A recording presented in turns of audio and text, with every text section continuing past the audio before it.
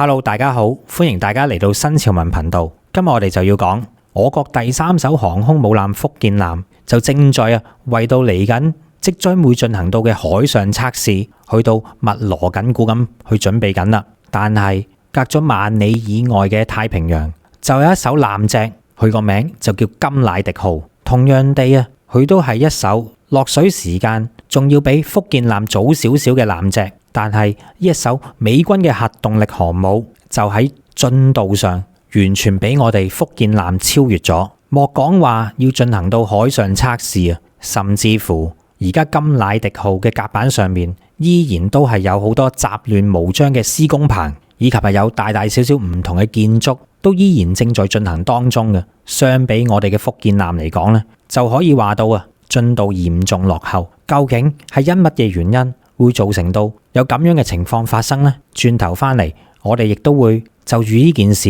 嚟到去作出詳細分析噶。再之後有毅力同大家講下印度，真係一個好神奇嘅角度。似乎每一次講到印度，我哋都要用呢個神奇角度嚟做開場白，真係揾唔到另一個更加貼切嘅字眼去形容呢個國家。而今次係應一個網友嘅要求，去講述一下婆羅多大戰加拿大呢一場戲碼。究竟印度同加拿大點解會公然喺國際之間炒大鑊？背後係為咗啲乜嘢目的呢？等陣翻嚟就會為大家詳細咁講下。再之後就同大家報道下嗱，早前呢，我哋同大家報道過嘅逆向代購，亦即是以前內地人呢就好中意嚟我哋香港代購某啲產品翻去國內俾朋友嘅。咁而家呢個逆向代購呢，就即係我哋香港從內地又代購一啲產品翻過嚟我哋香港喎。咁呢個模式呢，就通過關之後呢，就非常之盛行啦。而家呢個逆向代購又進入到呢個 2.0 嘅年代咯，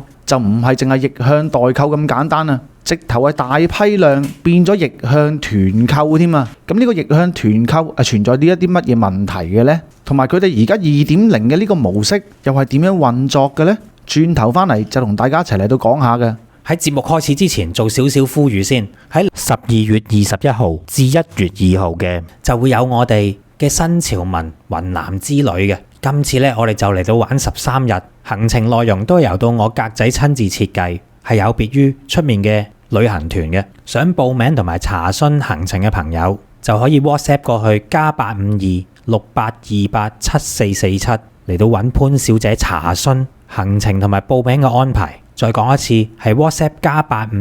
+85268287447揾潘小姐查詢行程嘅詳情以及係報名嘅事宜嘅。而另外，我亦都會喺今集嘅節目尾段嚟到做一個20多分鐘嘅今次旅程嘅詳細介紹嘅。想知道嘅朋友，亦都可以翻到去呢條片裏面最後嘅20多分鐘嚟到了解一下今次由我親自設計嘅呢個團裏面嘅詳情，了解一下今次嘅雲南之旅係一次養生之旅嚟嘅，就特別適合一啲年紀比較大嘅朋友。想知嘅記得睇埋最後嘅20多分鐘影片啦。喺節目開始之前提提大家，請大家做齊新潮文3寶，仲有嘅就係分享、讚好、留言、訂閱新潮文頻道、新潮文 2.0 頻道同埋我哋嘅 Facebook 專頁。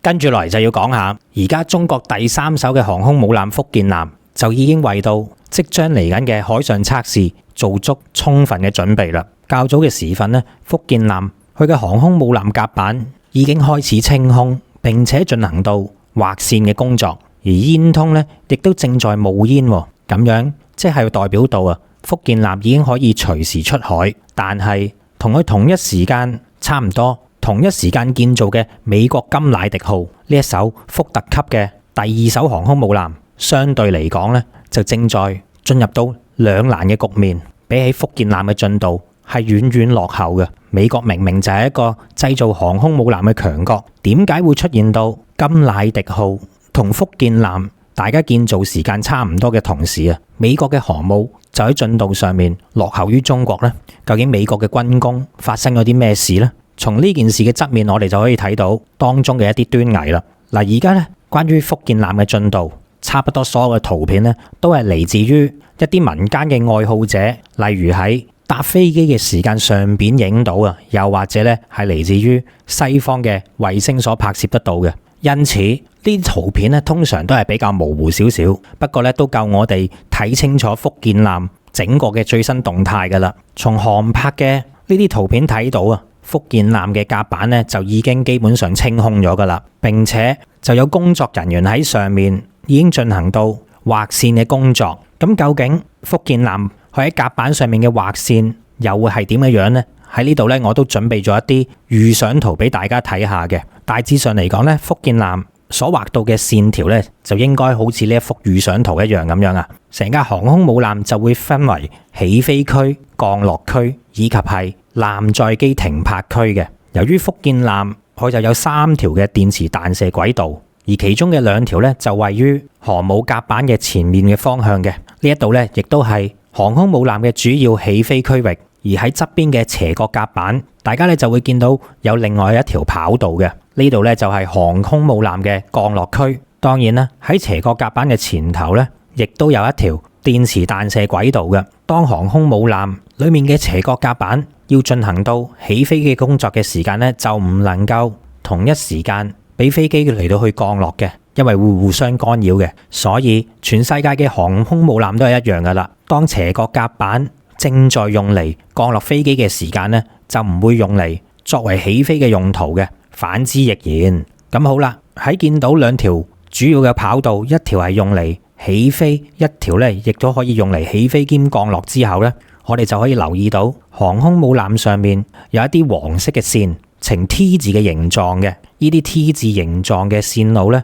其實就係艦載機嘅泊位嚟嘅。咁我哋就可以見到艦載機嘅泊位最主要嘅方向咧，都係嚟自於航空母艦艦島嘅嗰一側，亦即係整架航母右手邊嘅位置。嗰度咧就係用到嚟可以擺放大量嘅飛機嘅，而且喺航母右側嘅位置咧，亦都有2部來往於甲板與航空母艦底下嘅飛機庫所連接到嘅升降機，就有一條紅色嘅框框住嘅。右手邊就有2部，而左手邊咧係冇嘅，因為福建艦嘅設計咧，只係有2部航空母艦嘅升降機，所以大家就會見到航空母艦上面右手邊嘅位置咧，主要咧就係用到嚟喺機庫上面升降戰鬥機啊，以及係存放艦載機之用嘅。反而左手邊佢嘅主要功能咧，就係擺放斜角甲板，以及係仲有4個嘅位於航空母艦左手邊靠後位置嘅飛機停泊位。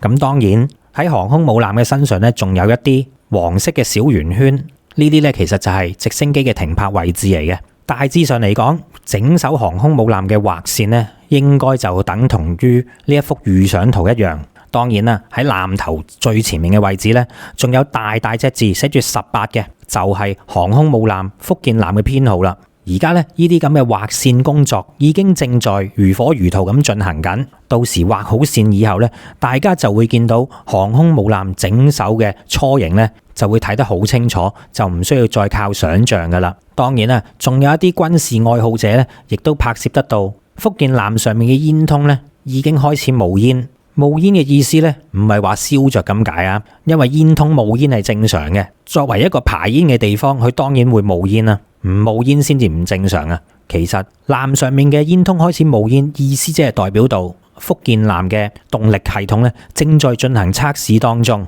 佢個動力系統開始運行啦。仲有之前喺福建艦嘅上面咧就有3條遮蓋住電磁彈射器嘅施工棚喺度嘅。基本上嚟講咧，如果喺網上面打福建艦呢3隻字，揾到嘅福建艦圖片咧，都係會有3個施工棚位於3條電磁彈射器嘅上面嘅。之前點解要設置呢啲施工棚喺電磁彈射器嘅位置呢？其實就係用到嚟喺艦上面鋪設電磁彈射器之用嘅啫。而家電磁彈射器已經裝好，並且已經將呢啲施工棚全部拆除，所以整艘航空母艦如果油埋油畫好晒線嘅話咧，大家就可以見到整艘航空母艦其實佢嘅甲板咧係又闊又直，相比起之前嘅圖片睇咧，整艘艦就好似大隻咗好多咁樣。如無意外，以呢個狀態嚟講，福建艦好快咧就會進入到首次嘅海上測試噶啦。咁樣亦都預示住福建艦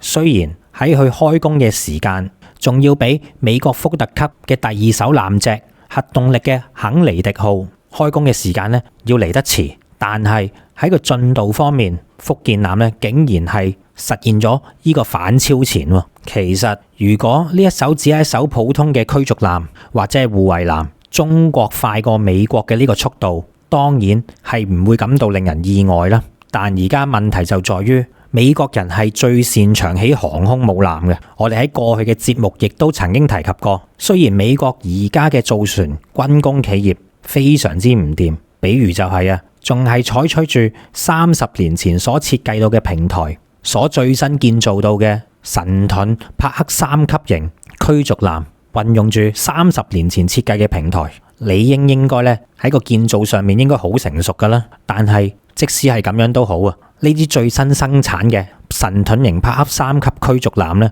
佢嘅每年產量只能夠最多一年生產1.5艘嘅啫，連2艘呢個數都唔到。當然神盾級帕克3型嘅驅逐艦咧，只不過係美國攞嚟應急嘅項目。美國仲有一艘外界被稱之為仿照我哋055萬噸級驅逐艦嘅下一代真正嘅美國驅逐艦 DDGX。 呢個計劃雖然已經提出咗一段時間，但係佢嘅生產則遙遙無期，都唔知幾時先至有實艦俾我哋睇到。但係即使係咁樣都好，普通嘅船隻製造方面，美國係有明顯落後於中國嘅呢個現象出現。但正如頭先我話齋啦，起航空母艦，尤其係大型嘅航空母艦，從來都係美國嘅強項嚟嘅。現在美國嘅軍工企業依然有2樣東西係值得佢哋所謂嘅引以自豪嘅，亦都喺短時間之內，世界唔同嘅國家亦都難以撼動佢呢2樣嘅所謂長處。第一就係建造核動力嘅潛艇，第二就係建造核動力嘅超級航空母艦。關於呢2者嘅建造能力，到現時為止嚟講，美國依然係處於領先嘅。但係而家情況就開始有啲唔同啦。本身呢2項所謂值得美國引以自豪嘅大幅拋離嘅強項情況咧，都並唔係話過得咁好嘅啫。就比如美國人最新一代嘅戰略導彈核潛艇，新一代嘅哥倫比亞級咁由於預算同埋技術嘅原因，佢嘅建造進度咧已經嚴重落後啦。其實歸根究底，而家令到美國佬最頭痕嘅就係喺呢啲造船軍工企業入面，佢最缺乏嘅唔係錢，而係熟練嘅工人同埋技工，揾唔到人才嗰下先大件事啊！所以即使係美國下一代嘅福特級超級航空母艦，呢艘甘迺迪號亦都出現咗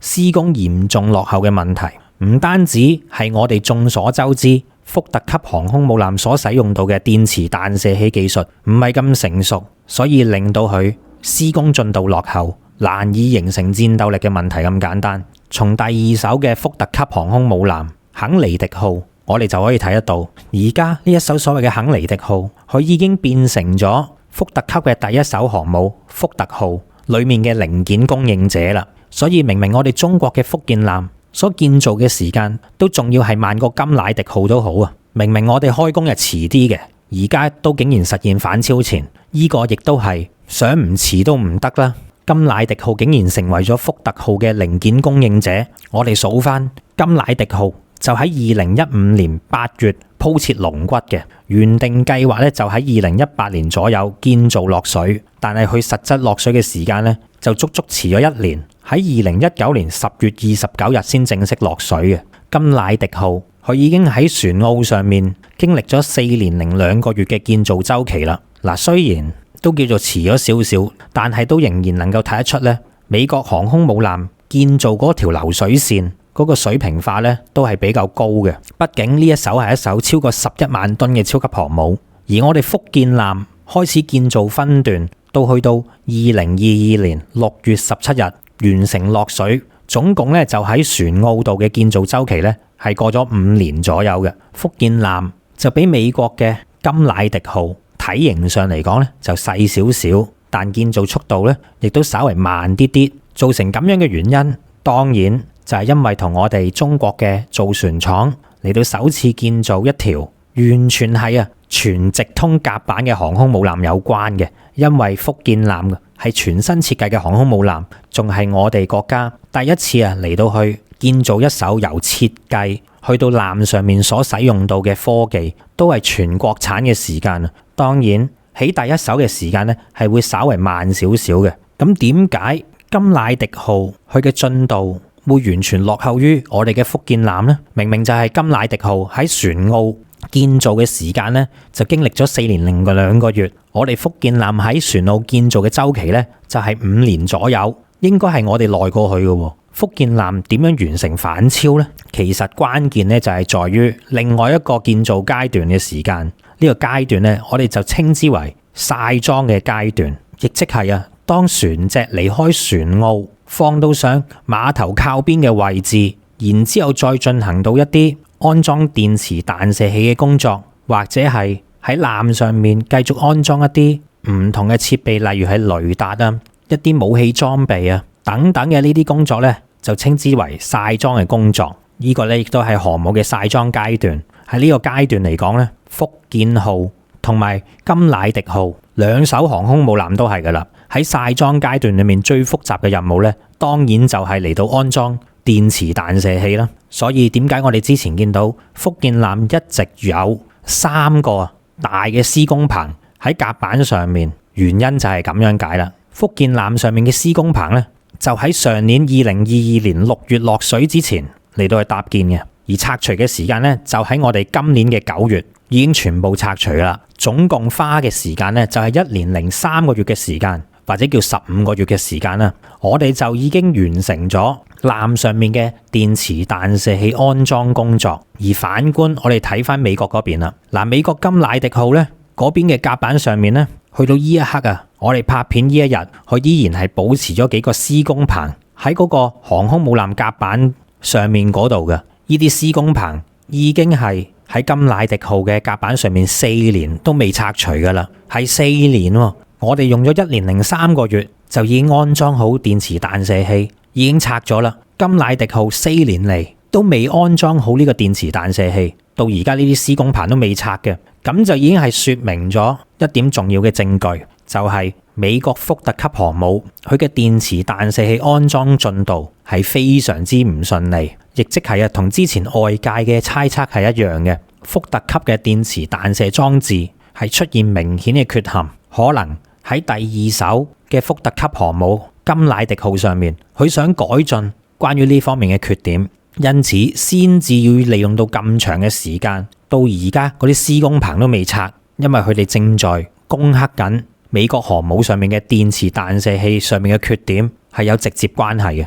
咁當然啦，亦都有可能而家因為技術嘅問題棘住咗喺度，或者係零件供應上面嘅問題而棘住咗喺度。反觀再睇翻福建艦上面，佢嘅主要雷達系統就已經好順利地安裝完成啦，亦都係距離福建艦落水1年零2個月之後，艦上面嘅雷達就已經安裝完畢。但係相比起上嚟呢，而家依家甘迺迪號落咗水都成4年啦，佢嘅雷達都仲未完全安裝好喎，所表現到嘅差距咧就更加大。因此甘迺迪號咧真係一艘被形容到係現役福特號嘅零件供應者，呢個形容詞咧係絕對形容得冇錯嘅。美國為咗令到之前趕赴去地中海東岸諗住聲援以色列嘅福特號航空母艦戰鬥群盡早形成戰鬥力，為咗咁樣勉強維持住福特號航空母艦嘅戰鬥力所以佢一旦出現咗一啲關鍵部位嘅損毀就會諗都唔諗，優先從建造當中嘅甘迺迪號上面拆除零件使用嘅。點解甘迺迪號而家啲雷達系統都仲未安裝好因為甘迺迪號上面嘅有源雙控陣雷達一裝好咗，其中一面嘅時間又被拆除，攞到嚟去俾福特號替換使用。所以而家落咗水咁耐啦，先至安裝到其中一面嘅雙控陣雷達嘅啫。一架航空母艦上面就有4塊雙控陣雷達嘅，而家先安裝咗第一塊陣面，都唔知之後會唔會俾人拆落嚟嘅。而喺甘迺迪號上面嘅 X 波段雷達亦都出現到被拆除嘅情況。當福特號翻去造船廠進行到維修嘅時間佢嘅姊妹艦甘迺迪號就大件事噶啦，一定會俾人左拆右拆。聽聞當福特號翻入廠維修嘅時間仲會將甘迺迪號上面嘅一啲電纜啊、一啲後備嘅柴油機系統啊，都會拆埋落嚟，去到咧俾福特號作為零件保修嘅。喺咁樣嘅情形底下，呢艘福特級嘅第二艘航空母艦甘迺迪號想起好啊都難啊！難怪而家咧甘迺迪號，大家從圖片就可以見到啦，都仲係雜亂無章，周圍都係施工棚，成架航空母艦上面嘅甲板咧，都仿如一個大型嘅建築地盤一樣，完全睇唔到呢艘航空母艦可以成型嘅嗰個階段嘅。但係唔好忘記，福建艦落水嘅時間仲要比佢遲喎。而家我哋嘅甲板咧已經變得乾乾淨淨，準備到進行海試啦。總括嚟講，中國嘅福建艦航空母艦雖然佢嘅開工時間慢，落水嘅時間比起美國嘅甘迺迪號嚟得要遲，但係關鍵就喺落水以後曬裝嘅階段，因為我哋嘅電磁彈射技術更加成熟、更加先進，供應鏈亦都更加穩定，因此就喺呢個關鍵嘅部位上面實現到領先甘迺迪號建造嘅情況啦。咁當然亦都有頭先同我哋講到甘迺迪號成為咗福特號嘅零件供應者有關啦。而家按照美國軍工企業嘅時間表，甘迺迪號嘅曬裝工作咧，起碼要持續50個月以上，而且呢個時間咧極有可能係會再加上去嘅。咁樣屈指一算，甘迺迪號曬裝嘅時間就係我哋福建艦曬裝嘅時間用到3倍以上都唔止。呢一個就係現時嘅情況啦。當然，我哋去到呢一刻咧，唔可以100%話到中國嘅航空母艦領域好快就追上美國。但係從福建艦曬裝階段嘅速度就可以睇到，中國航母嘅發展事業係擁有住厚積薄發嘅巨大優勢嘅，亦都喺電磁彈射器呢一條被俗稱為航空母艦嘅賽道，美國人喺呢個領域上面好可能咧喺短時間之內都唔能夠追得上中國噶啦。到時候當我哋嘅第3艘國產航母福建艦再配備埋同樣都係屬於我哋國家嘅首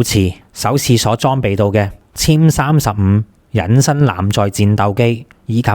亦都係首次裝備到嘅空警600艦載預警機，同埋最新改進型嘅殲15 T 型屬於殲15嘅彈射型重型戰鬥機，到時候就會集體登場。我諗即使係到呢啲全新嘅裝備完全裝備喺福建艦嘅上高嘅時間到嗰陣時雖然要隔一段時間我哋先會睇到，因為畢竟呢啲都係全新裝備，測試嘅時間畢竟都係需要耐啲嘅。但係我諗到咗嗰陣時美國人都依然為到佢嘅電磁彈射器嘅穩定性而繼續拗緊頭我諗到陣時美國人都未解決到呢個問題，所以由呢個角度睇，中國人民解放軍嘅新一代航空母艦同埋新一代嘅艦載機嘅發展速度，絕對係有快過美軍嘅趨勢嘅。而到時當我哋有一日話到我哋嘅建造航空母艦嘅水平，包括埋佢周邊嘅設備、艦載機等等嘅發展速度快過美國，如果我哋真係講得出呢句說話嘅時間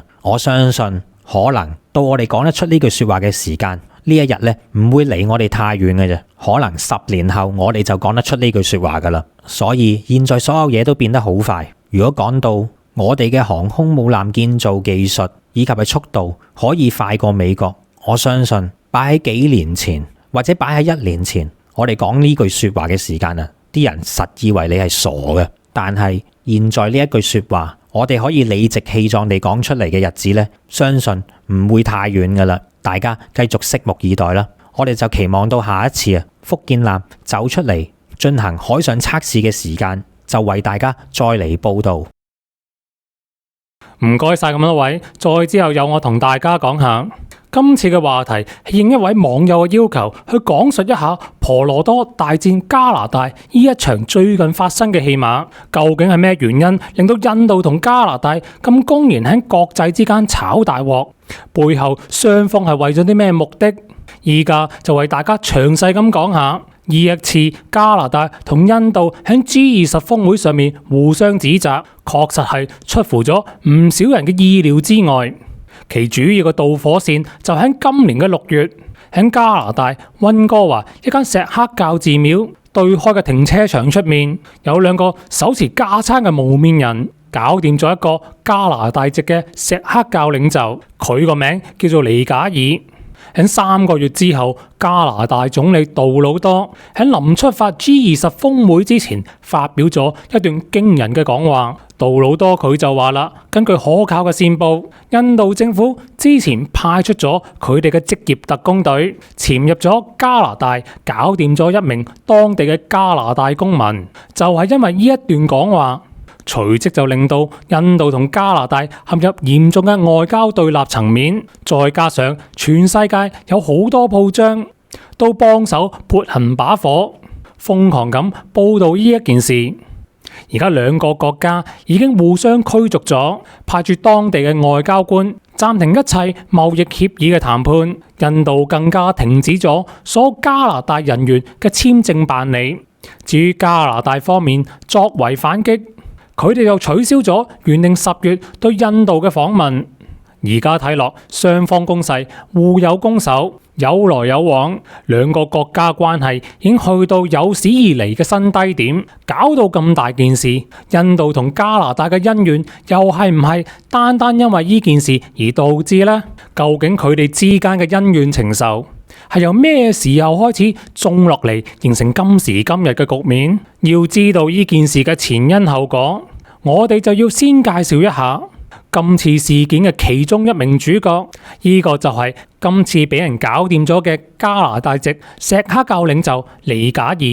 喺90年代嘅時候，尼賈爾已經移民去到加拿大。對於當地嘅加拿大人嚟講，咁多年嚟，尼賈爾都可能只不過係一個普通到冇得再普通嘅印度移民。但係對於大部分信仰印度教嘅信徒嚟講，尼賈爾簡直就係必須要取之而後快嘅嚇人分子。因為尼賈爾佢除咗係一個宗教領袖之外，佢仲有另一重身份。尼賈爾係一名卡里斯坦分離主義者。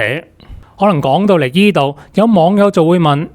乜嘢係卡里斯坦分離主義？其實卡里斯坦分離主義係同印度近代一段黑歷史有莫大嘅關係。故事發生喺1947年嘅印度。當陣時，印度嘅北部有一個地方叫做旁遮普邦，呢個地方裏面住咗好多信奉錫克教嘅教徒。原本大家都過住一啲相安無事、太平嘅日子。不過隨住印度獨立運動發生咗之後，喺英國人臨走之前，佢哋做咗一個影響南亞後世深遠嘅決定。呢個就係將之前強行霸佔嘅印度土地喺一夜之間一分為2。至於分配嘅方法就非常之簡單，喺印度教徒佔多數嘅土地劃成一個國家，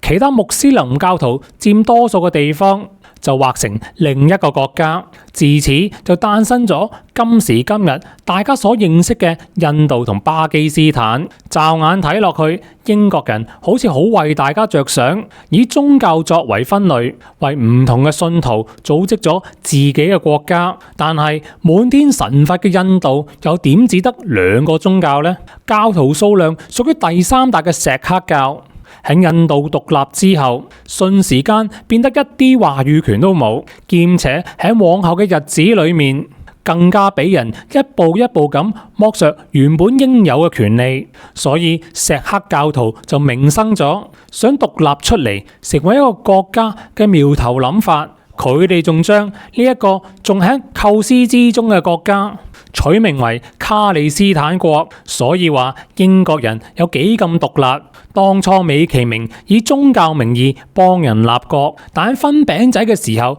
又特登分啲唔分啲。好明顯，英國就係睇中咗印度本身係一個民族多樣性、宗教複雜嘅地方，所以只要英國人喺臨走之前製造一條導火線，然後輕輕幫手推一推，他日南亞就必定會因為土地而不停發生內鬥。喺70至80年代期間，錫克教教徒一直努力咁推動獨立，雖然有時亦都會發生一啲爭執，但係大體上嚟講都係受控嘅範圍。而且仲有啲印度嘅市民亦都開始傾向支持錫克教自己建立自己嘅國家，但係印度政府佢就唔係咁諗啦。佢哋認為我連鄰國其他國家都想吞併入到自己嘅版圖，咁又點會俾你區區一個錫克教分裂出嚟變成另一個國家呢？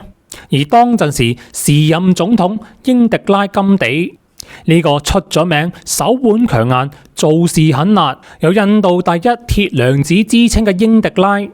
1984年嘅時候，趁住有大量錫克教徒因為慶祝節日嘅關係而聚集喺至高無上嘅錫克教金廟裏面，呢個時候英迪拉就策劃咗一個命名為藍星行動嘅大規模軍事行動。當陣時，印度政府中斷咗當地嘅電力，以及係實施埋媒體管制，杜絕所有信息流出外界。喺一切準備就緒之後，英迪拉為咗一舉殲滅錫克教，大舉攻入呢個位於喺旁遮普地區嘅錫克教金廟。但細估唔到嘅係，錫克教徒意志力係幾咁頑強。喺經過一夜嘅激戰之後，結果就造成雙方接近3000人離去。雖然印度政府重創錫克教喺當地嘅勢力，只不過呢件事背後嘅幕後搞手印度鐵娘子英迪拉，亦都喺4個月之後俾佢2個同屬於錫克教信徒嘅近身保鏢懟冧埋。而由於印度總理俾錫克教信徒懟冧嘅關係，就令到印度教徒把心一橫，為咗報復就策劃咗多場嘅宗教事件。喺無數嘅冧友事件發生之後，錫克教教徒終於走投無路，最終就被逼流放他鄉。當時有好多錫克教徒逃離咗印度，四散喺世界唔同嘅地方，當中就包括五眼國家，而其中最多錫克教教徒選擇嘅地方就係加拿大。時至今日，錫克教喺加拿大嘅人口一共就有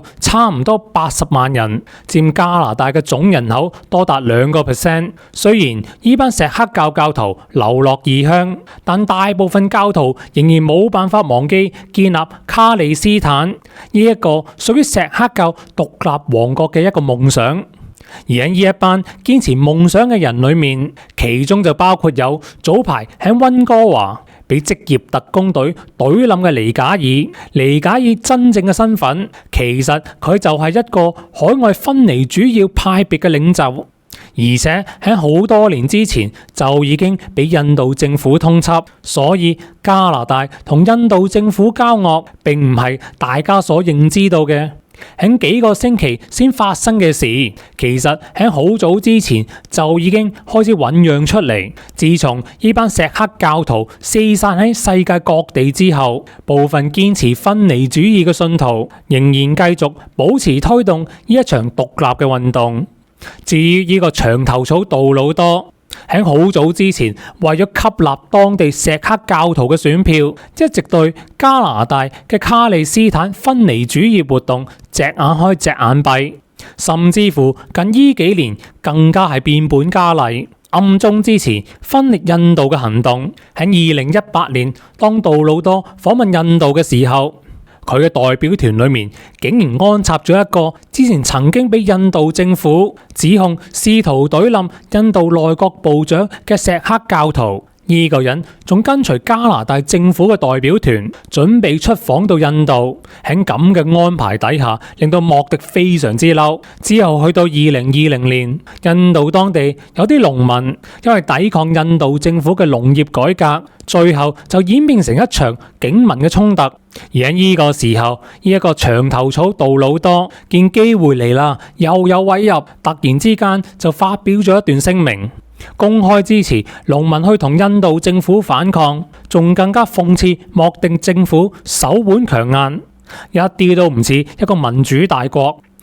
但係喺同一年，加拿大因為病情嘅關係，而導致到有部分貨車司機上街反對防病嘅政策。杜魯多佢係喺呢個時候用同一種強硬嘅手法驅散嗰一班堵路嘅貨車司機，咁樣就俾印度網民嘲笑杜魯多呢條友咁快就雙重標準。所以加拿大同印度佢哋之間嘅恩怨喺好早之前就已經發生咗。但係近年嚟，因為佢哋兩個大佬美國嘅關係，而有咗一個共同針對嘅目標，呢個就係中國啦。而有咗一個共同要針對嘅目標，中國，所以加拿大同印度之間貌似關係好轉。杜魯多佢明白到印度喺佢美國大佬心目中係一個好重要嘅亞太地區戰略夥伴，因此加拿大亦都同意同印度加強喺經濟貿易嘅發展。不過喺3個月之後，當林友事件發生咗，為咗選票，杜魯多就突然宣布中斷所有與印度貿易嘅談判。喺1個月之前 G20 嘅峰會上面，呢兩個國家嘅揸 fit 人終於有機會碰面。蘇尼印度總理莫迪都係一個出咗名喺鏡頭面前中意扮晒熱情，同其他外國元首一見到面就要攬頭攬頸，又或者係握手嘅時候情深款款咁望住人哋。但係當杜魯多喺 G20 一出場嘅時候，場面就變得非常之尷尬。距離雙方握手嘅時候，時間簡直係快如閃電。如果大家都仲未覺得有咩異樣嘅話，我哋又可以睇下，當印度同大部分西方領導人舉行咗長時間嘅會議嘅時候，唯獨係杜魯多只係獲得一個短短10分鐘嘅旁聽機會，好明顯重視嘅程度即場高下立見。好啦，至於喺國際層面上面，特別係西方所謂嘅民主國家，對於今次發生嘅事又有咩回應呢？首先喺加拿大國內方面，原本唔係太受歡迎嘅杜魯多，一夜之間竟然成為萬人迷，多咗一大批支持者。喺錫克教圈子裏面突然間變成一個英雄。有好多專家就認為，雖然杜魯多擺到明係為咗選票，但而家作出一啲咁強硬嘅指控，相信加拿大一定就係掌握住好有力嘅證據喺手。如果呢件事繼續發酵嘅話，好有可能對以後嘅世界局勢會帶嚟好重大嘅變數。首先對印度嚟講，好唔容易喺外界先建立到少少嘅形象工程，喺國際舞台上面啱啱先開始建立自己嘅話語權，但因為加拿大今次嘅指控，有可能會即時打回原形。另一邊廂，加拿大作為北約嘅成員，更加係五眼聯盟其中之一，係西方陣營嘅元老級國家。雖然杜魯多佢係無能，但發生咗呢啲事，五眼其他嘅隊友絕對冇可能扮睇唔到，但又唔可以明撐加拿大，因為以美國為首嘅西方國家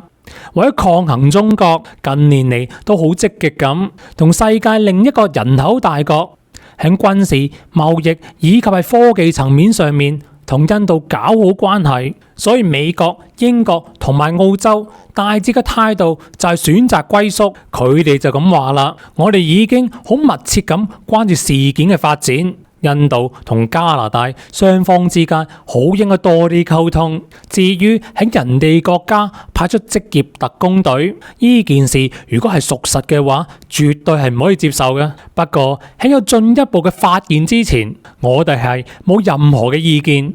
咁樣睇嚟，杜魯多呢一啖冤氣都幾難有得發洩出嚟，因為只要美國一日針對我哋中國，印度一日都可以喺西方世界面前狐假虎威。至於所謂嘅五眼聯盟，講白啲，咪就係4個小弟跟住同一個大佬，佢叫你行就行，而佢叫你走，你亦都要走。話唔定仲有一日，印度有可能會後來居上，成為美國大佬身邊嘅一隻頭馬。不過到時唔知杜魯多仲係咪總理呢？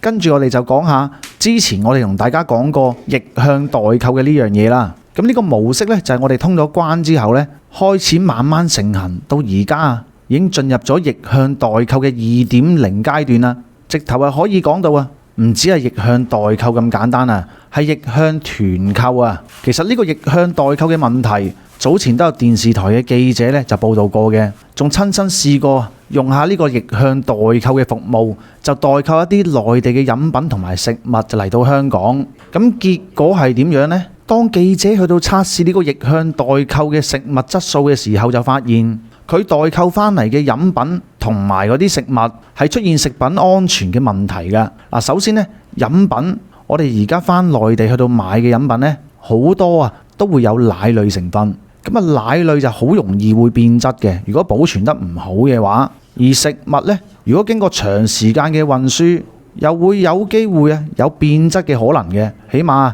熱食都會變凍食，凍食又會變咗暖食。咁除咗味道會大幅改變之外呢，個食品安全嘅問題就存在於啊，如果係喺內地代購翻嚟之前1.0嘅模式嘅時候呢，大概嘅等待時間可能要5-6個鐘，快則都要3-4個鐘。因為當你向代購落咗單，跟住呢內地嘅嗰啲鋪頭呢就會去到製作呢啲食物或者飲品，然之後呢嗰啲代購人員就會收集好晒所有嘅食物飲品，再安排佢哋呢發送嘅路線嘅。咁之前通常都會喺呢個東鐵線嚟到交收嘅，但係而家呢個2.0呢係變到點樣呢？首先就唔普通嘅代購變咗做團購。而且嗰啲代購人員又率先鎖定咗某一啲嘅區份，淨係做某啲區份嘅生意。咁唔知係咪經過1.0嘅進化嘅時候，就得到咗好多客戶嘅數據。而今次有記者亦都係深入到去龍悅嚟到踢爆呢一個呢代客團購係點樣運作嘅。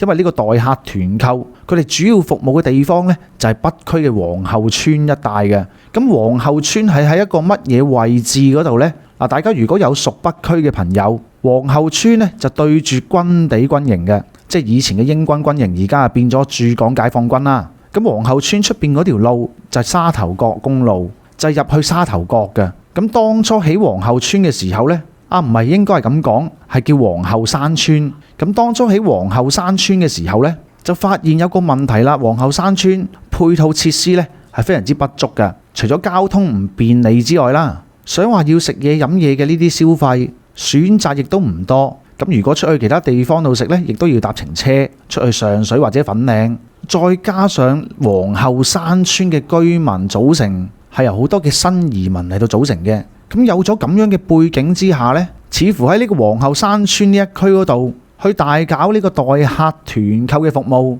似乎真係大有可為。而呢一種代客團購嘅模式已經再唔係好似1.0咁樣，淨係用步兵出動啊！而家用埋騎兵啊！咩為之騎兵呢？呢個代客團購嘅團伙，佢哋嘅生財工具係有埋貨車㗎。咁據了解，佢個團隊呢就運用一架貨車嚟到做起呢個團購生意。咁當中除咗貨車司機之外呢，喺人員方面亦都有2女1男。而佢哋係點樣嚟到揾生意嘅呢？亦都係透過一啲社交嘅平台，例如係小紅書啊咁樣，就嚟到發布一啲貼文，然之後經過網上面嘅宣傳呢，咁一啲住喺北區而有興趣啊，利用呢個代客團購服務嘅居民，就會俾佢哋轉移到去加入一啲特定嘅群組。咁當佢哋加入咗呢特定嘅群組之後呢，就可以利用個群組入面嘅功能嚟到落單㗎啦。而且因為佢哋人手有限，呢類嘅團購服務呢就未能夠係所有人落單佢都會照收㗎。佢哋就好似排街證咁樣，會出個籌俾人㗎。咁當你攞到籌之後，你亦都需要自行利用內地嘅外賣平台，好似嗰啲咩團購啊、餓了麼嚟到自行訂餐，然之後呢就送到去一個佢哋指定嘅位置嗰度。咁佢哋嘅工作人員就會喺內地嘅收貨點嗰度收齊呢啲食物，就運返嚟香港㗎啦。咁大致上個程序呢，根據有記者放蛇所得到嘅詳細資料所顯示佢哋就大概係下晝5點左右，就會浩浩蕩蕩咁樣喺皇后山村附近嚟到出發㗎啦。咁由於呢喺皇后山村去呢個蓮塘口岸都唔係好遠嘅啫，咁所以呢，呢個代購嘅團伙，佢哋就定咗一個喺蓮塘口岸商業城嘅一個服務點嗰度呢嚟到收貨嘅。咁頭先講咗啦，佢哋5點出發，大概5點半，其實佢哋已經可以去到蓮塘口岸㗎啦。於是乎佢哋又有手推車，又有嗰啲大膠箱，就將嗰個快遞服務點裏面佢哋嘅客人所點嘅餐呢，就全部擺落呢啲膠箱嗰度。咁咁當佢哋擺貨嘅時候呢，偶爾都會有啲外賣嘅小哥就趕住攞啲外賣過嚟交俾佢哋嘅。咁佢哋就會點齊啲食物，然之後就用手推車推住嗰6大個膠箱，就嚟到由蓮塘口岸嘅商業城嗰度呢，嚟到過關返香港噶啦。咁過咗關，我哋香港嗰邊呢就唔係叫蓮塘口岸噶嘛，相對應嘅就係香園圍口岸。咁到達咗香園圍之後，佢哋就會將嗰啲咁嘅外賣擺上去嗰架貨 van，然之後呢，頭先講咗有2個女助手噶嘛，就留一個跟車就翻去皇后山村嗰度去到派發嘅。咁而另外嘅嗰2個呢，就會繼續翻過去蓮塘口岸嗰邊，去到繼續收取嗰啲外賣噶。咁大概呢個過程係維持幾耐呢？大概係2粒鐘到。當佢哋收好晒啲貨啦，咁全部人上翻晒車嘅時候，翻到去皇后山村大概係7點幾。佢哋就嚟到呢個皇后山村嘅皇順樓樓下，已經呢係好多居民喺度等緊攞貨噶啦。咁從記者偷拍到嘅照片可以睇得出，用佢哋呢個代客團購服務嘅人呢，買嘅食物種類係非常之多噶。除咗有餐飲啦，有嗰啲雞鴨鵝啦，啲北京填鴨啊、木屋燒烤啊，林種種，大家講得出啊，喺內地受歡迎嘅食物基本上都有人買嘅。咁佢哋呢個模式呢，大概每日就為60至70個客人去到服務。之前喺逆向代購 1.0 嘅嗰個年代呢，基本上收取嘅跑隊費呢就30蚊，但係佢哋呢個逆向團購 2.0 嘅年代呢，就已經去到每一單嘅交易呢要收50蚊噶啦。咁粗略估算，每一日賺呢個跑隊費可以賺超過3500蚊以上嘅，咁利潤都非常之可觀噶。雖然話有架車，再加上4個工作人員，但係每日都係抽嗰2-3粒鐘嘅時間去到做呢樣嘢。咁可能講到呢度就有人就會講啦，咁而家呢個逆向團購，佢哋所控制到嘅時間都快咗啊，唔似得好似之前 1.0 嗰個年代，有時要等上3-4個鐘頭都唔止嘅。咁佢都好快就去蓮塘口岸嗰度攞咗貨就送過嚟啊，最多都係等2粒鐘啫。咁嗰啲嘢飲啲冰都不至於去到溶晒，亦都不至於呢好似之前嗰個 1.0 年代俾記者放蛇咁樣，將嗰啲飲品攞到去化驗室嘅時候化驗咗出嚟呢，細菌含量係超標嘅喎。但係呢度呢，亦都係存在好多食物安全嘅風險㗎。嗱，大家諗下呢一啲嘅代購團伙，佢哋所用到嘅配送設備都唔係一啲專業嘅設備嚟㗎。況且嗰啲客人所訂到嘅物品有凍有熱嘅，而嗰啲咁嘅外賣個包裝呢，雖然話係一啲保溫嘅包裝，但係薄切切，其實都唔係話十分之保得好耐嘅咋。咁所以喺呢個運送過程裡面呢，佢哋係欠缺一個適當嘅溫度控制，而且呢啲係屬於呢食品嘅入口。如果個個都利用到呢一種嘅團購模式，去到將一啲不法嘅食物流入我哋香港嘅話，咁樣係嚴重影響緊我哋嘅食品安全嘅。同時間亦都可能會觸犯到非法走私嘅呢條罪嘅。仲有個風險就係，若然你咁樣去到代購一啲物品、食品翻嚟，嗱，打開箱發現唔對路喎，我明明要菜心，但係變咗西蘭花，又或者一啲更高深嘅食品問題啦。咁到時你點樣去到追究呢？因為你訂購嘅食物係內地嘅餐廳所製作嘅，又係內地嘅外賣員去到運送嘅，唔通你要攞翻嗰件嘢就過翻關翻去揾佢咩？咁所以有啲咩拗撬嘅時候，追究起上嚟亦都係難度非常之大嘅。同時間我哋經歷過幾年嘅病情，我哋香港有好多行業都未見起色嘅，好似之前政府都要搞個香港夜繽紛嚟到谷旺個市，谷旺下啲飲食業旅遊業咁樣啦。若然呢一種代客團購嘅服務係發展到好多區都有嘅話，咁係會嚴重侵蝕我哋香港開鋪頭嘅生意嘅。我哋就唔反對大家呢喺得閒嘅時候就北上消費，去了解下內地究竟而家變成點啊，享受下內地價廉物美嘅嘢啊。但係若然我哋身處香港都要用到呢一種方法嚟到購買內地嘅食品嘅時候，而咁樣係會衍生出好多問題，咁我哋繼續幫襯落去，咪變相係助長一啲有問題嘅食物流入香港咯。所以如果大家選擇呢啲跨境嘅代購餐飲服務嘅話呢，真係要諗清楚啦。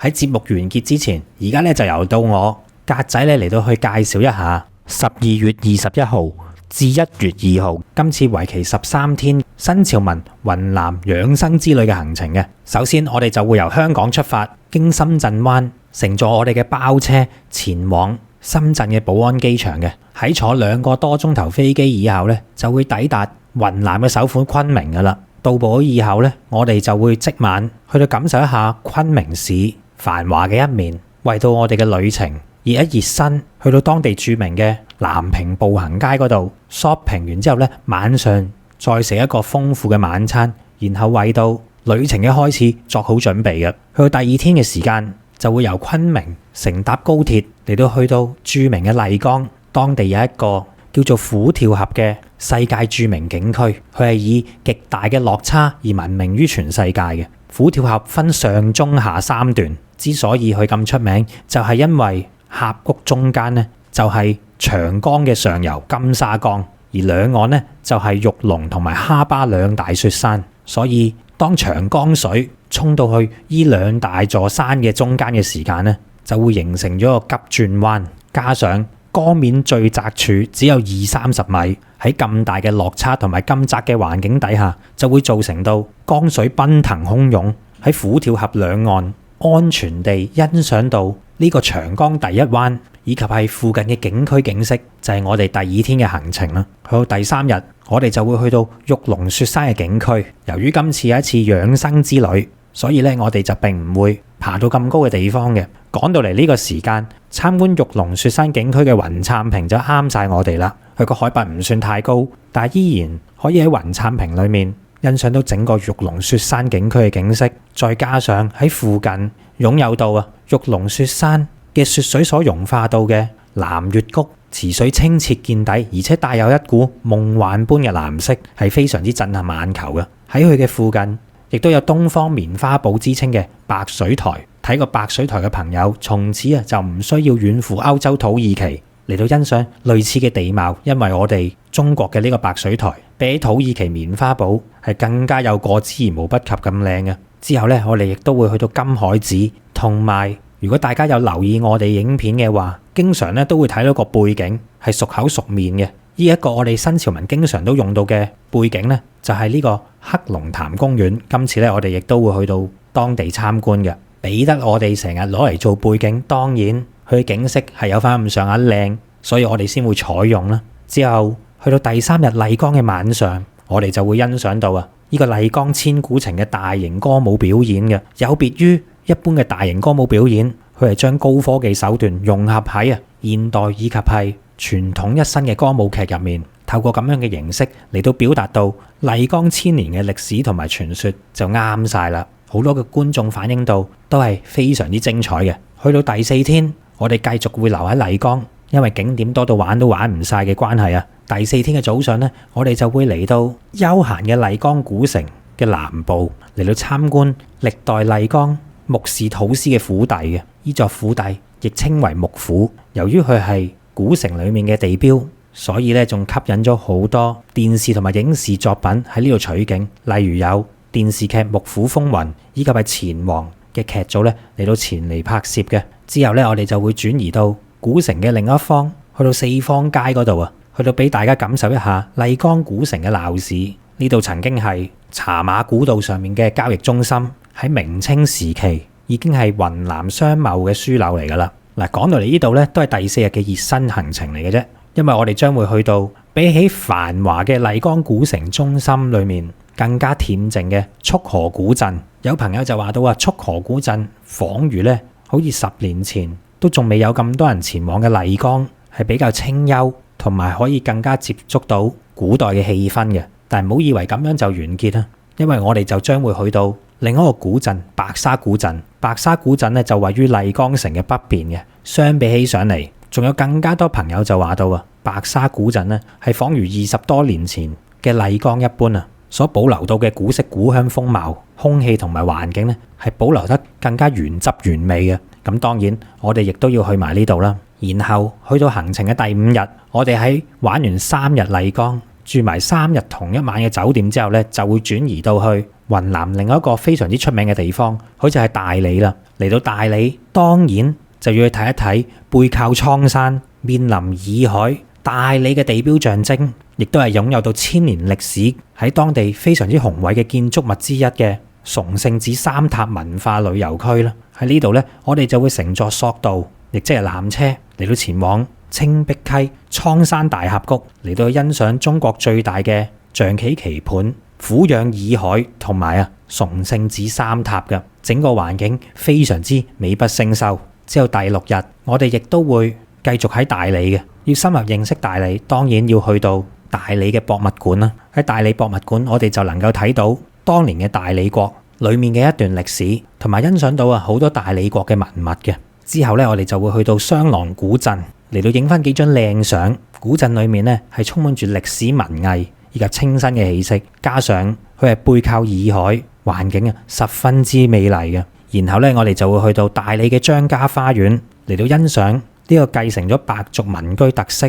既細緻又精美嘅呢個建築物，仲可以欣賞到當地嘅民族節目，去到一邊品茶一邊睇表演嘅。然之後咧，我哋就會去到大理古城，去到睇一睇呢一個位於蒼山腳下、風景秀麗、昔日古代南詔國以及係大理國嘅都城。喺古城裡面分佈咗14處市級或者以上嘅重點文物保護單位，亦都承繼住大理嘅文化、宗教以及係民族文化嘅。我哋當然唔可以唔去呢一度啦。跟住咧，我哋就嚟到行程嘅第7日，就會由住咗2日嘅大理出發到去我國3大地熱區之一嘅騰衝，嚟到去嘆世界嘅。唔講唔知道，其實我哋中國嘅地熱溫泉嘅資源亦都係相當之豐富嘅。騰衝身為我哋中國3大地熱區之一，所擁有到位於該區嘅溫泉就有80多個，佢嘅沸泉係遍佈整個騰衝各地，有一泓熱海之稱嘅。其景觀同埋水溫亦都係全國罕見。由於騰衝佔到我哋中國已知嘅溫泉數量差唔多成1/4咁多，當然我哋係要集中火力嚟到去感受一下啦。一到達騰衝嘅時間我哋就嚟到參觀當地非常之出名嘅騰衝火山熱海景區。呢度咧係一個國家5A 最頂級嘅景區嚟噶。之後咧當然唔係齋睇啦，我哋仲要感受。我哋咧就會去到當地嘅一個最豪華嘅5星級溫泉——騰衝嘅和順柏巒溫泉嗰度浸溫泉。嗱，如果大家咧只係曾經去過類似日本等等嘅呢啲地方浸溫泉嘅話，咁就一定要試下屬於我哋中國人嘅溫泉究竟係點樣噶啦。當中嘅質量絕對係值得我哋自豪同埋光榮嘅。屬於我哋中國人嘅溫泉絕對唔差得過日本嗰啲嘅。喺浸完溫泉、食完牛肉火鍋當晚一覺醒來，去到第8天，我哋就會出發到去參觀芒市嘅猛獾大金塔嗰度。嗱，由於呢笪地方咧已經係差唔多去到中國與緬甸之間嘅邊界啦，所以當地嘅建築物咧亦都好有東南亞嘅色彩嘅。以猛獾大金塔咁去計，佢係屬於我哋中國其中一個少數民族傣族所設計嘅皇宮建築風格嚟嘅。猛獾大金塔佢嘅外表金光閃閃、宏偉高大，係當地芒市嘅標誌性建築，亦都係當地傣族人民嘅聖地嚟嘅。而與之對比嘅有金，當然有銀啦。喺佢嘅隔離，亦都有猛獾銀塔。當中呢座銀塔係以純白為到基調嘅，有好多人就形容到猛獾銀塔直頭睇起上嚟好似假嘅一樣，影相咧係特別出眾嘅。2座塔，一座金，一座銀。喺色彩上面咧，形成鮮明嘅對比。喺嚟到接近東南亞嘅地方，當然亦都要去到當地嘅孟巴拿西珍奇園嗰度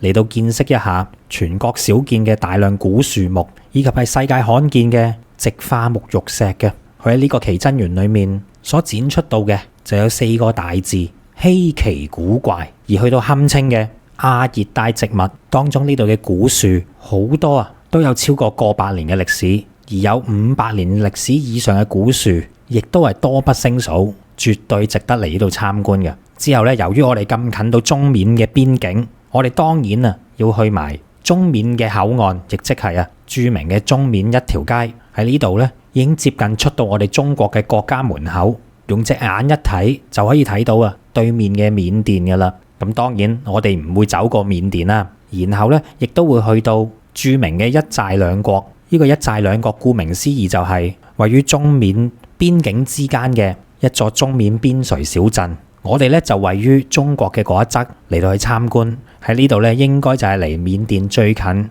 嘅中國地方啦，嚟到感受一下當地傣族同埋景頗族嘅風土人情，亦都係非常之值得一去。尤其係嗰度所拍出嚟嘅相片咧非常之漂亮。之後咧我哋就會翻去騰衝嗰一度，因為咧我哋喺騰衝咧係會連住3日嘅，所住到嘅當然都係騰衝著名嘅溫泉酒店啦。不過嘆還嘆，我哋去到第9日喺前一晚浸完溫泉，朝早食完早餐之後咧，就會嚟到田西抗戰紀念館嚟開始我哋第9日嘅行程嘅。由於雲南嘅西部係當年我哋中國抗日戰爭嘅重要組成部分，好著名嘅緬甸至雲南嘅補給線，亦都係非常之近我哋今次要去嘅呢個地方嘅。田西抗戰紀念館所展示到嘅咧，就包含到抗戰後方、禦敵前線以及係怒江對峙等等嘅部分嘅展品咧，就係以抗戰嘅實物為主，包括圖片、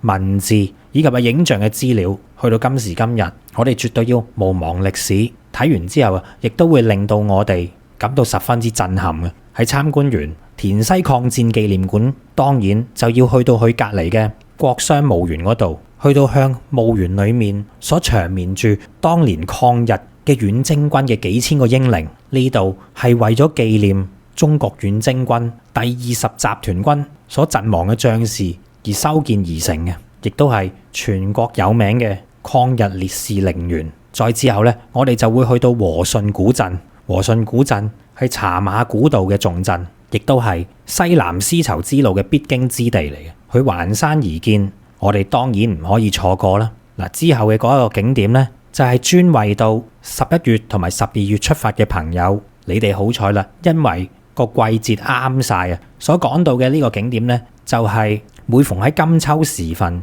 就會變到金光燦爛嘅世界一般嘅銀杏村。喺11、2月呢個時間，銀杏村佢就會變到喺我哋嘅視野範圍裏面，全部都係金黃色。呢種詩情畫意般嘅感覺咧，係絕對值得我哋感受嘅。其後我哋就會再去到騰衝當地另一個著名嘅5星級溫泉嚟到去浸溫泉嘅。嚟得騰衝當然係要享受晒去嗰啲最頂級最正嘅溫泉啦。我哋咧就會去到月莊溫泉，又或者係荷花溫泉嗰度，呢啲當地著名嘅5星級溫泉，去到感受屬於我哋中國大地帶俾到我哋嘅禮物嘅。然之後咧就去到第10天嘅旅程啦。喺連住3日騰衝嘅溫泉酒店之後啊，我哋既可以喺出面浸一啲5星級溫泉，又可以翻去酒店住嘅時間咧，浸到酒店入面嘅溫泉。咁嘆之後啊，都好唔捨得離開啦。但係第10日咧，我哋就會由騰衝呢一個溫泉之鄉咧，就會去到寶山市嗰邊嚟到再搭列車前往呢個昆明嘅，翻去昆明啦。從前嚟講，我哋絕對唔可以選擇呢條路線噶，因為要由騰衝去寶山再翻去昆明咧，最近咧都只有唯有去大理嗰度搭列車翻去昆明嘅啫。但現在已經唔同晒啦，由於中國同緬甸嘅大通道建設獲得重大嘅進展，因此寶山至到昆明段嘅高鐵咧，就喺前1年正式就嚟到建造完成嘅。呢一段亦都係中緬鐵路裡面嘅其中一段，大理至寶山段嘅。我哋而家咧就新鮮滾熱辣喺中緬鐵路呢一段其中一段落成嘅時間咧，我哋就有機會感受到位於鄰國同我哋中國接壤嘅高鐵列車服務究竟係點樣嘅咯。亦即係話到咧，我哋係可以喺翻去昆明嘅呢段路裡面感受一下中緬鐵路嘅其中一段嘅。而翻到去昆明嘅時間咧，我哋亦都會去到昆明老街。昆明老街嘅建築群入面比較古老嘅，都有成900年嘅歷史啦。喺呢啲建築裏面都承載住昆明呢座城市大量嘅記憶同埋故事。作為雲南嘅首府昆明，我哋當然唔可以只當佢係一個中途站或者一個轉駁站。有別於一啲傳統嘅玩法，我哋當然係要深度了解到昆明美麗同埋歷史嘅一面啦。而去到第11日，如果我哋要深入認識同埋了解到雲南呢個咁特別嘅地方，當然我哋首選嘅就會去到雲南嘅博物館。雲南博物館作為一個省級博物館，佢裡面嘅藏館展品既有規模級數，又有當地雲南嘅特色，係其他博物館所睇唔到嘅。如果要了解晒整個雲南嘅歷史同埋珍藏，嚟到雲南博物館就啱晒啦。再之後咧，我哋就會去到中國近代史上其中一所著名嘅軍事院校，陸軍講武堂嗰度參觀嘅。陸軍講武堂原本就係清朝為咗編練新式陸軍、加強邊防而設嘅一所軍事學校嚟嘅。後到尾就同位於天津嘅講武堂、奉天嘅講武堂並稱為中國三大嘅講武堂。之後呢，我哋就會去到昆明市內著名嘅翠湖公園。嗱，由於我哋出發嘅日期係11月以及係12月呢個時間嘅，所以呢，我哋就好彩啦。除咗頭先講到睇到銀杏村裏面金光閃閃之外，另一個當造嘅時間就係因為喺昆明市內有大量嚟自於西伯利亞嘅海鳥咧，為咗避過呢個嚴寒，就會嚟到春城呢一度嚟到去避寒嘅。因此，當我哋去到有春城之稱嘅昆明呢啲咁靚嘅公園嘅時間啊，都會有大量嘅海鳥聚集嘅情形俾我哋去到睇到嘅。當你隨手準備一啲麵包碎啊、乾糧啊，隨手向天空一揮嘅時間啊，就會可以惹嚟海鳥嘅啄食嘅。大家咧亦都不妨去到雲南嘅呢啲公園啊，去到餵下海鳥都仲得㗎。加上當地呢啲公園嘅風景十分之漂亮，絕對咧可以影得出一張你心目中想要嘅靚相嘅。之後嚟到行程嘅第12日，既然親近得動物嘅話，倒不如就去埋著名嘅昆明動物園嗰度參觀仲好啦。昆明動物園出晒名，係一個體驗相當之好嘅動物園嚟嘅，全國都聞名嘅。喺裏面呢，就有雲南嘅野生亞洲象，當然亦都唔少得作為鎮館之寶嘅大熊貓啦。喺園內面各式其式嘅動物都可以去到近距離進行互動，甚至乎係觸摸嘅。然後我哋亦都會去到另一個昆明市內著名嘅公園海壩公園嘅。再之後咧就會感受一下昆明當地嘅一個5星級溫泉益豪城堡溫泉，嚟到放鬆一下，感受下啲豪氣嘅。嗱，因為去到之後嘅第13日，我哋咧就準備翻香港啦。不過喺臨翻去之前，第13日嘅行程亦都安排到大家去到參觀全亞洲最大嘅花卉交易市場斗南國際花卉市場。呢個令你瞬間置身於一片花海，有紅色、黃色、白色、藍色、紫色各種顏色，包含到玫瑰、向日葵、康乃馨、菊花等等多種唔同嘅花於一身嘅花卉市場，係全亞洲最大嘅花卉交易市場。我驚大家去完之後唔捨得走添啊！不過都冇辦法啦。第13日就係我哋最後一日嘅行程，我哋咧就會由昆明搭飛機前往深圳，然後再乘坐我哋嘅包車經深圳灣翻香港嘅。咁樣咧就嚟到結束到我哋13天嘅行程啦。喺呢度需要注明嘅就係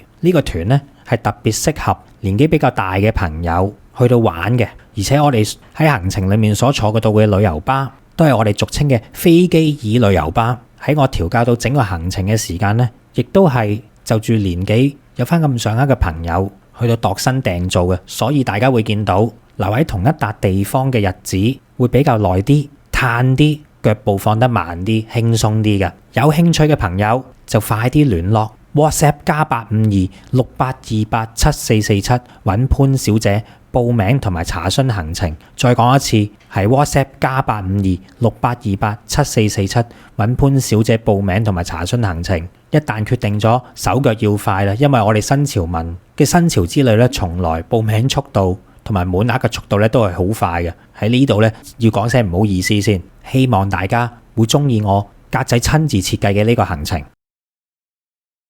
咁好啦，今日我哋嘅節目時間嚟到呢一度，臨結束之前提提大家，請大家做齊新潮文3寶，仲有嘅就係分享、讚好、留言、訂閱新潮文頻道、新潮文2.0頻道同埋我哋嘅 Facebook 專頁。咁我哋今日嘅節目時間嚟到呢度，拜拜。